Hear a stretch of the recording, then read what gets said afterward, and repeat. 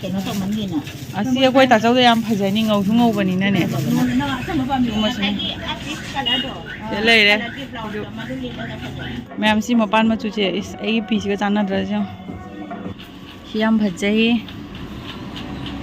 भजई भजदे यम camera ला यम भजदे यम दु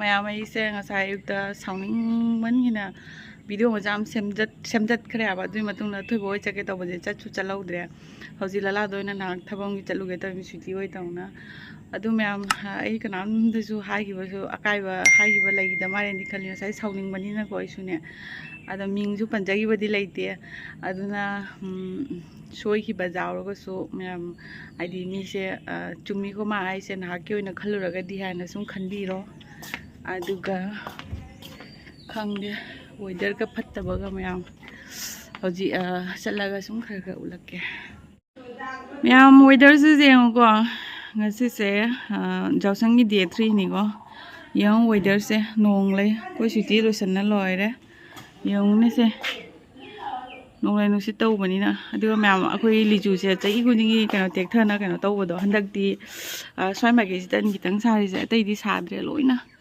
mana ga lo kien dana kaina di gula de sing thumam bodo aduna olang mana oi ma pisum da ko bang ro ka ta le ra ni kai sari sangrang na handagi suti kuisa amo du akoi rum loi san na loire Koren kai kai lei de du lakke moi mada ajaye kupa jami ye tarubi Judy size muang pa khadi mai size de du se phare ma phaja lai ram ko ta sen ga talu ge video da hai ni gi se chelu ra lakti ni ma'am कोई थोंग यौसले यौने weather से यौने को पाना नोंग weather फतबगी alert P चखी no खो किनो हायौरी जांगना हलौ चला सुआइने hello ma'am अदो ma'am video से इमरक्तन को आई मैम की दमक मैम याम कानाबा सनस्क्रीन मा पुना लायबा को कइनो आदि हजिकान दि नुसा याम सागलेदना को अदुगा अखोई जारिबोन की मैसा से दिगो अखोई खंगिदना को कमाई चाकथे याबदो अदुना अखोई स्किन जे कतंग सु ngathuna bagi damak da koine SPF wangwa sunscreen sina me thau dai na ko aduna sunscreen no ma'am आई हजि उचरागे को asida laire mamar vitamin C daily glow sunscreen with vitamin C and turmeric SPF 50 PA++++ match safe dermatologically tested suit all skin type for sun protection and glow net contain 80 gram vitamin C brighten the skin turmeric enrich with antioxidant it heals sunburn and add glow UVA and B protection paraben and silicone free ma'am ingredient di sigalo ina lejare aduga direction for users apply the sunscreen on the clean face neck and other skin areas exposed to the sun apply every 6 hours for complete protection reapply after every swim or in case of excessive sweating can be used under makeup ma'am सिगलो ई ina laire ko aduga ma'am ai sunscreen di ma'am akoi skin na tayraga ma'am da ucharage ko chale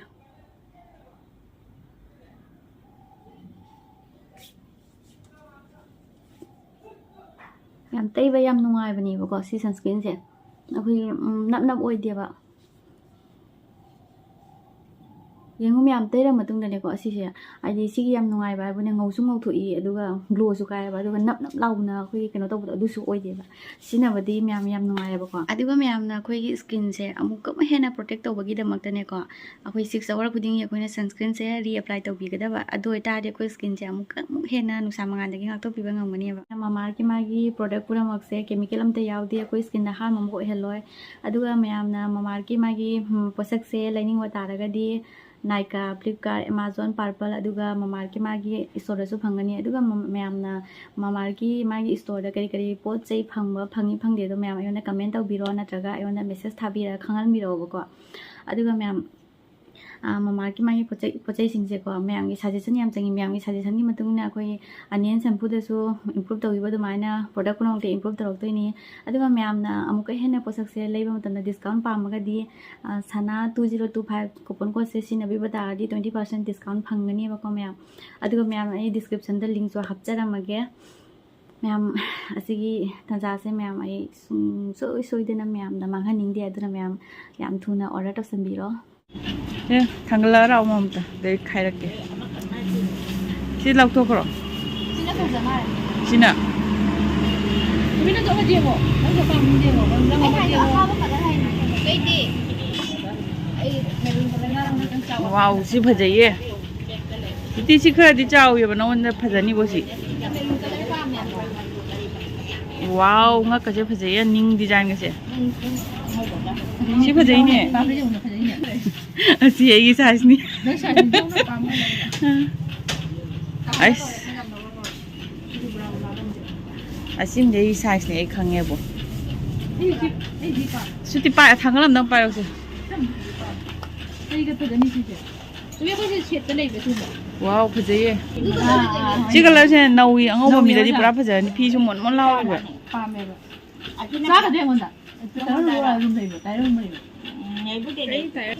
Du. 가이행 걸로세. Du kya ta. Pin kya ta. 그 파제예 점점나.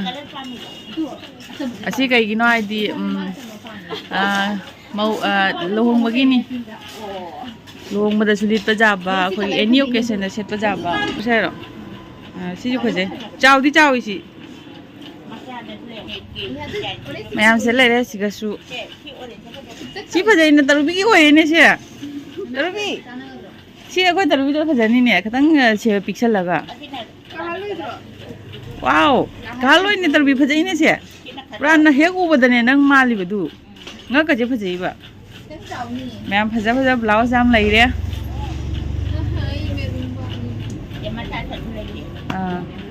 बच्चा दसु लई रे से फजई सिना ग्राम मचा दा पीए बलो पिते पिते त सिना वन जानी सिटी फजई सी ए सिना हेन फजई बो 구당 그 붙이는 버전이네 따로비 구당 그 당자 보다 버전이네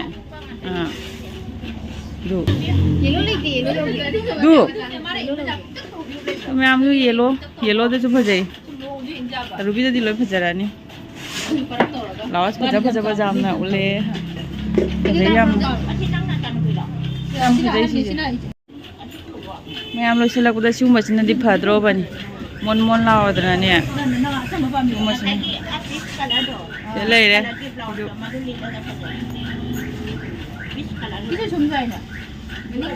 आ तरुबी होई होई दी जा रे सिउ मसिन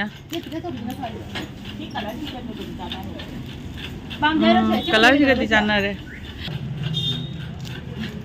अबे तंग संदोगा जेंसी Pili talaga. Ano pa mata sa doon? Wala mo na. Ano kaya kanto din ano ba? Ay lang sila ba? Pamra. सिसु पामद्रे मैम से ले रे आई अमा साइज की चाओ हम नहीं कोने हेन चाओ रे दो आई जाने खले खले चाओ सुने Simple color. Simple ite.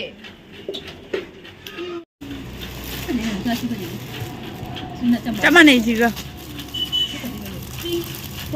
Sissu फजई आई दिसी दुम फजई दु सिसि ꯁꯤ ꯑꯁꯪꯕ ꯅꯣꯏ ꯆꯦ ꯅꯍꯥꯟ ꯍꯥꯏꯗꯥꯏꯅꯦ ꯀꯩꯅꯣ ꯇꯧꯕꯗ ꯏꯟꯒꯗ꯭ꯔꯥ ꯃꯑꯣꯡ ꯃꯑꯣꯡꯗꯤ ꯈꯔ ꯏꯟꯁꯤ ꯍꯥꯏꯕꯗꯣ ꯁꯤ ꯑꯁꯪꯕꯁꯦ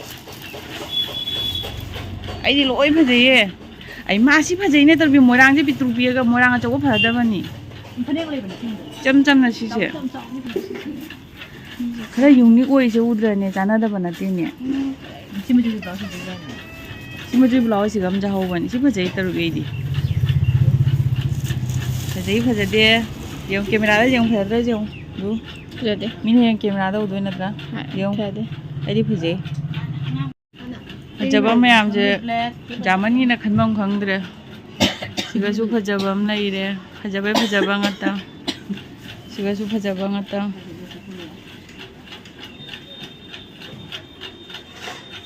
시가주 파자바 같다. 시계야 맞지? 시계야 나무 시계. 시나 뭐야? 시계 시나 그래 땅에. 시계 750. 시나 아무거나 850. 아가무시나 750. 진짜로. 아무도 되겠다. 마pan phải là cái dùng khi nào 시제 글래스가 까버시나네 파자할래야봐. cái tu có hay bao nhiêu thì cái chúng ta lấy qua 아주 먼저 이 뚜나 잠 릴리 좀 뭐지? 남 당근나래야봐. 뚜나. cái tên này là đâu không phải là cái gì nữa chứ cái lúa lạc rồi 에스 나우이에지. cái của nó có dùng chưa gì lên rồi chuyện đây rồi máy đây करी 그래. Ma'am फजा लाइदु. सिगा लोई लाइरे.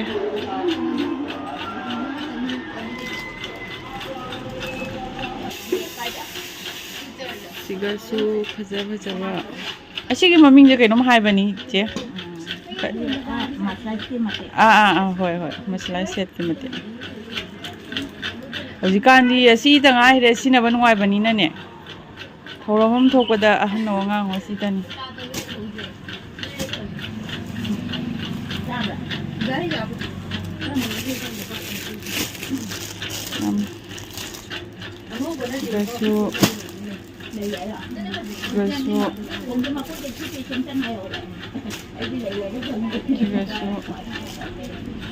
Jaba tani ko ma'am. Ma'am jaba blouse ka tani sa.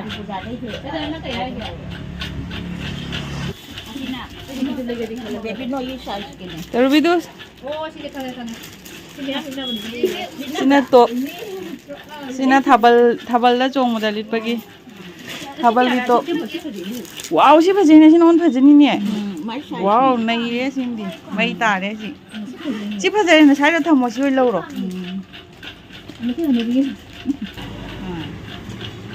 Wow, si ju phajai ye.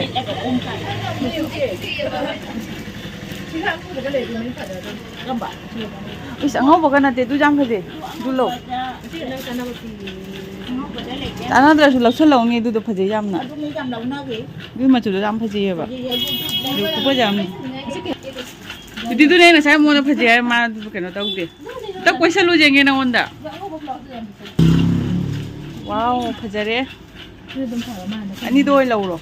Duna su pra ho nge de gi lao su pra oi ba. Hiam phajai.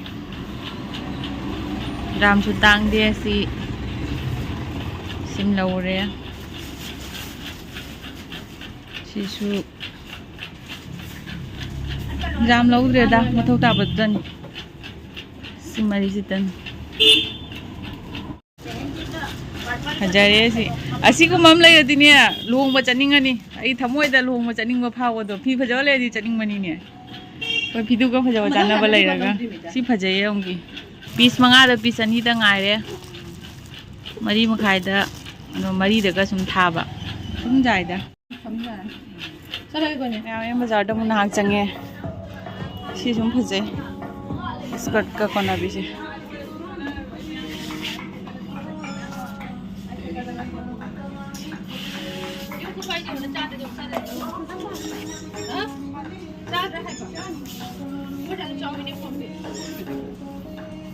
Ma'am सी मपान में चुचे इस आई piece का चाना dress M बाजार डनी सी ना सी क्या क्या है बा चनी चनी सीना तरुबीगे चनी चनी तनी होंगी दासी आगोने तरुबीना हम तो तरुबी no ay nung may nung sina thabal cancel hoy de nung mon de ati ke go club ke chiga khole lesson na lo ya thabal ni na sina halaga nu ai na tum magi ni mon na so de sabji da uda ta hoye gore na de na to da ha na lam ni thabal boy momo hao bro mèo quay hả lệ tai xin bye bye rồi kìa bye bye